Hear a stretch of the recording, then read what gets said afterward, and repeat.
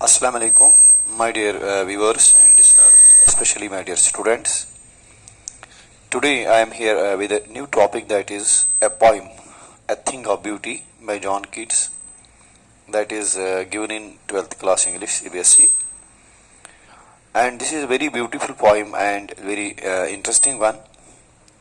तो इस पोइम का जो बैकग्राउंड है वो एक ग्रीक लेजेंड है, जिसमें हम ये पढ़ते हैं, जिसमें हमें ये जानने को मिलता है कि एक यंग शेफर्ड जिसका नाम था एंडमियन, उसको ख्वाब में एक गॉडेस का, मून गॉडेस का, जिसका नाम सिंथिया है, उसका दीदार हो जाता है। और वो इतना इसकी ब्यूटी से इम्प्रेस हो जाता है कि वो अपने दिल में रिजॉल्व करता है, he resolves to seek her out, so he wanders away through the forest and down under the sea। तो आइए सुनते हैं कि पोइम में पोइट क्या बता देते हैं। तो स्टार्टिंग लाइन जो है यहाँ पर वो है, thing of beauty is joy for ever. यानी अगर हम इस लाइन को अप्रिशिएट करेंगे, समझने की कोशिश करेंगे, तो हम ये कह सकते हैं कि this line is metaphoric in nature, क्योंकि इसमें मेटाफोरिकली एक थिंग ऑफ ब्यूटी को जॉय के साथ कंपेयर किया जाता है। तो it is said that a thing of beauty gives us everlasting joy।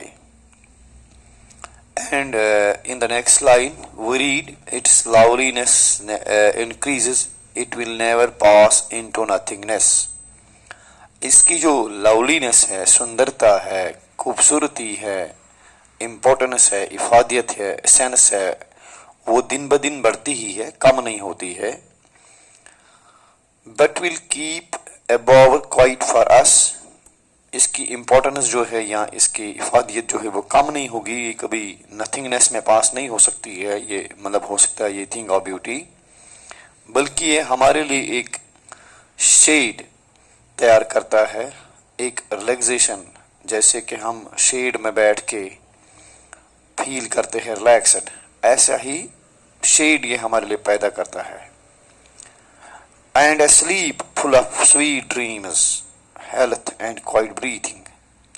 और इस तरह ये हमारे लिए मतलब एक ऐसी स्लीप लेके आता है ये थिंग ऑफ ब्यूटी, जिसमें हम स्वीट ड्रीम्स एक्सपीरियंस करते हैं rather than nightmares.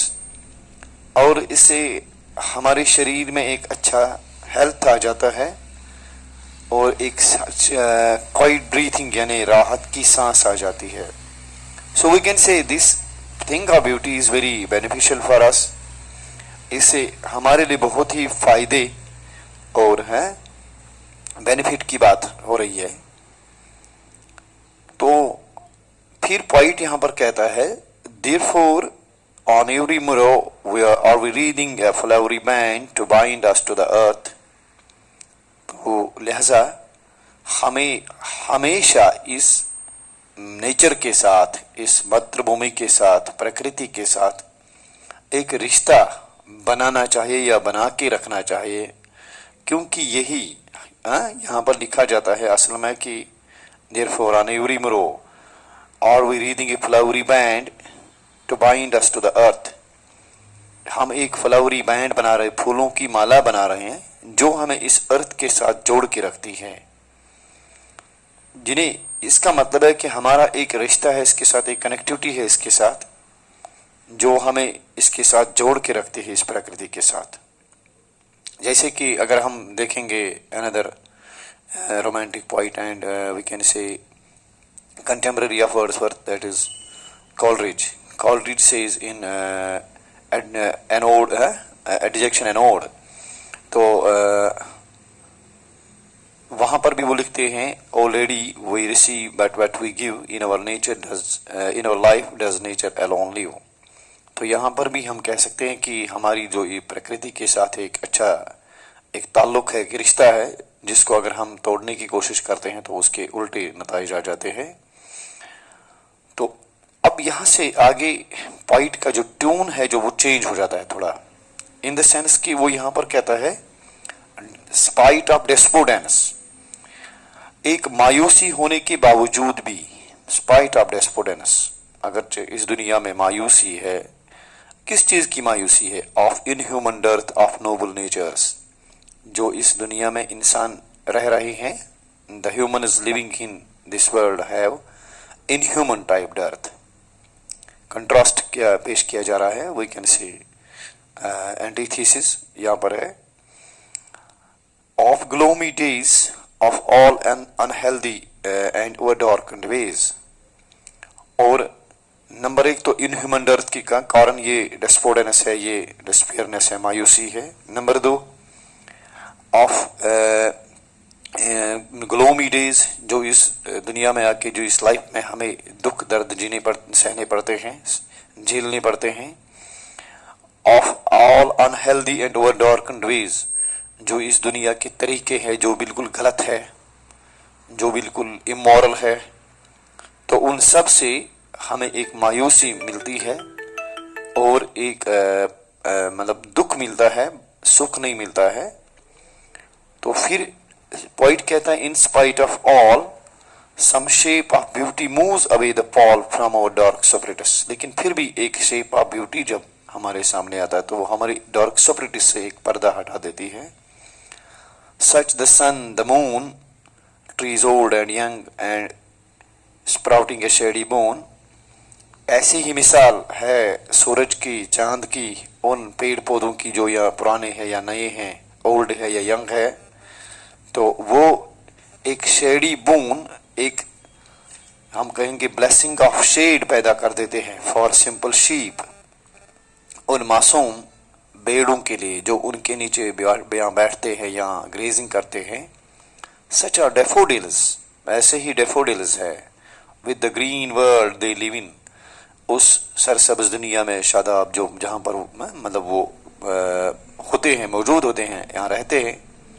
And clear realise that for themselves a cooling covered make, ऐसे ही वो छोटी नदियां हैं जो अपने लिए एक कूलिंग कवर्ड यानी कवरिंग पेश करते हैं। मीन्स की जब हम एक दरिया पे जाते हैं, झील पे जाते हैं, तो वहां पर हमें एक कूलिंग इफेक्ट फील हो जाता है। In is the hot season, specially जब गर्मी का सीजन हो। The mid forest brake rich with sprinkling of fair musk rose, ऐसा ही एक प्लांट है जिसका नाम है फॉरेस्ट ब्रेक, तो जिसमें मस्क रोज फ्लावर्स लगते हैं जो ब्लूम करते हैं। तो ये भी एक थिंग ऑफ ब्यूटी है। And such too is the grandeur of the dooms we have imagined for mighty dead. तो ऐसा ही एक मतलब बड़ापन जो है उन लोगों का जिनको यहाँ पर माइटी डेड कहा गया है मेटाफोरिकली। तो वो लोग हैं जो किसी नोबल काज या किसी जेन्युइन काज के लिए अपनी लाइफ को डिवोट करते हैं और अपनी जान दे देते हैं। तो ये भी एक सुंदरता की चीज है, ये भी एक थिंग ऑफ ब्यूटी है। That is joy for ever, that inspires us beginning to the end. All lovely tales that we have heard और रेड, तो वो सारी कथाएं कहानियां जो हम सुनते हैं या पढ़ते हैं। An endless fountain of immortal drink pouring unto us from heaven's brink। तो इन सब चीजों में हमारे लिए एक आबी हयात का एक चश्मा यहाँ फवारा रखा है जो कि बिल्कुल जन्नत से नीचे की तरफ हमारी तरफ आ रहा है, हमारे ऊपर पोर डाउन हो रहा है। So my dear students, this is the poem A Thing of Beauty is Joy Forever by John Keats, where he wants us to give us the message that this world has so many troubles and insecurities and despondencies for us, but in spite of all these things we have one hope, that is nature is at our back and that gives us soothing and consoling, and we live with the support of it, and so we should be bound to this nature and we should never forget it, my dear students. Next thing is that this worldly possession gives us joy, but that is short-lived, that is not going to remain forever, while as the beauty of the nature gives us such a joy that is everlasting, that is eternal. And so we must appreciate the art and beauty present in the nature. Thank you.